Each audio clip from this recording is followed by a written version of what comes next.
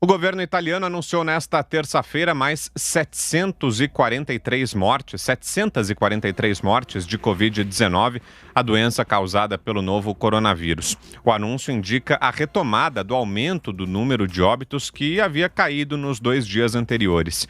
Com isso, o total registrado no país chega agora a 6.820, mais que o dobro das mortes ocorridas na China, 3.281, onde a doença se originou em dezembro de 2019. O número de vítimas desta terça, contudo, não é o recorde registrado na Itália. No sábado, foram contabilizados 793 óbitos por causa da doença, mas por 2 dias seguidos esse valor vinha caindo. No domingo foram 651, na segunda-feira 601. As autoridades se mostravam relativamente otimistas, apesar de estimarem que para cada caso diagnosticado haveria outros 10 positivos. A situação agora começa a preocupar também na Espanha. Nas últimas 24 horas, o país registrou seu pior saldo de vítimas desde o início da pandemia, 514 novas mortes por coronavírus. Conforme informou o Ministério da Saúde nesta terça-feira, o total de óbitos no país pela doença agora é de 2.696. Fala, Zé. É muita gente, né? 2.996 mortes. E num país onde a saúde pública ela é muito bem feita, muito bem organizada e a Espanha se preparou, inclusive, para isso. Mostra claramente de que o vírus ataca principalmente as pessoas idosas ou que tenha alguma doença que suprima a resistência e o coloque em dificuldade. Agora, Vitor, eu estive olhando dados e vi até o comentário do Constantino, eu gostei muito assim, da análise da Itália. A gente não pode analisar a Itália, os números da Itália como um país todo, mas a região em que o vírus atacou, que é uma região onde há uma grande quantidade de pessoas idosas, aí a situação foi muito mais grave e matou muito mais gente. A média lá foi muito maior da porcentagem normal. Então, há essas mudanças. E há também diferença de atuação do vírus em cada região do país, do mundo e também do país. A gente vê no quadro aqui do Brasil, a gente vê claramente que o norte, a situação é completamente diferente. São Paulo, a gente falou aqui em 46 mortes hoje no Brasil, 40 em São Paulo e 6 no Rio de Janeiro. E o resto do país, 0. Não há mortes em outros, 46, 40 em São Paulo e 6 no Rio de Janeiro. Então, há que se analisar também estas características da Itália, de certas regiões da Itália. O norte da Itália, por exemplo, a quantidade de pessoas que morreram é desprezível e também o número de pessoas que foram diagnosticadas. Então, a gente precisa aprender com esses países que estão, assim, a epidemia está lá na frente, estão lá na frente no combate e ver o que deu certo lá e o que não deu certo.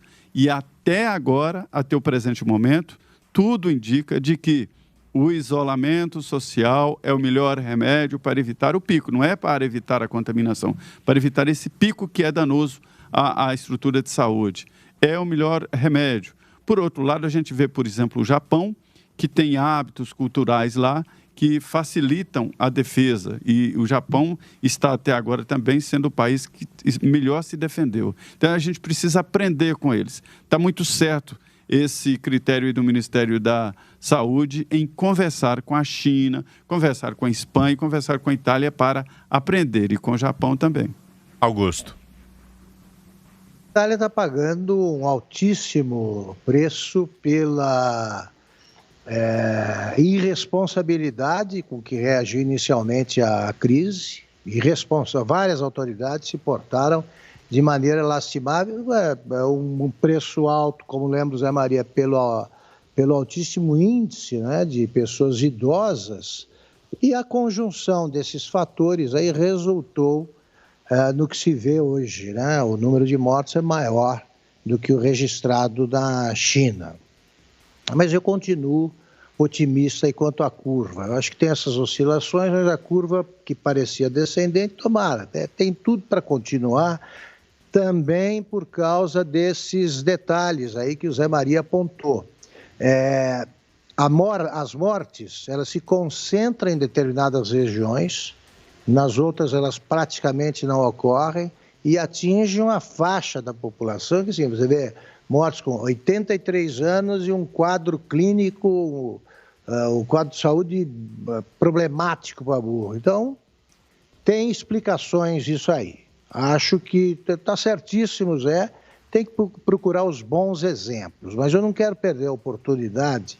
Como eu não pude comentar o tópico anterior, eu queria cumprimentar o Zé pela boa ideia que ele deu aí sobre o que fazer com os presos e estender essa ideia, se o Zé permitir, ao Rio de Janeiro para que a gente resolva o problema recorrente do nosso Sérgio Cabral.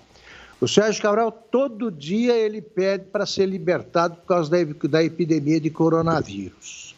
Então, o que eu estava pensando em sugerir?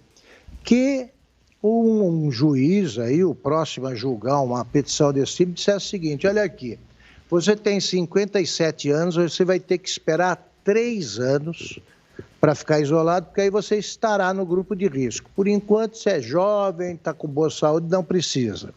Chegada a idade aí, que vai permitir a ele ser incluído no grupo de risco, eu ia propor que ele fosse isolado numa solitária, velha e boa solitária, porque aí ele vai ficar despreocupado completamente com o coronavírus, que ele finge ser, no momento, o seu fantasma. Mas o Zé sugeriu uma ideia muito melhor: botar para trabalhar. Botar para trabalhar, construir estradas, trabalhar nos setores em que ele assaltou, os cofres. Tá? Então, eu cumprimento o Zé pela criatividade aí e me solidarizo.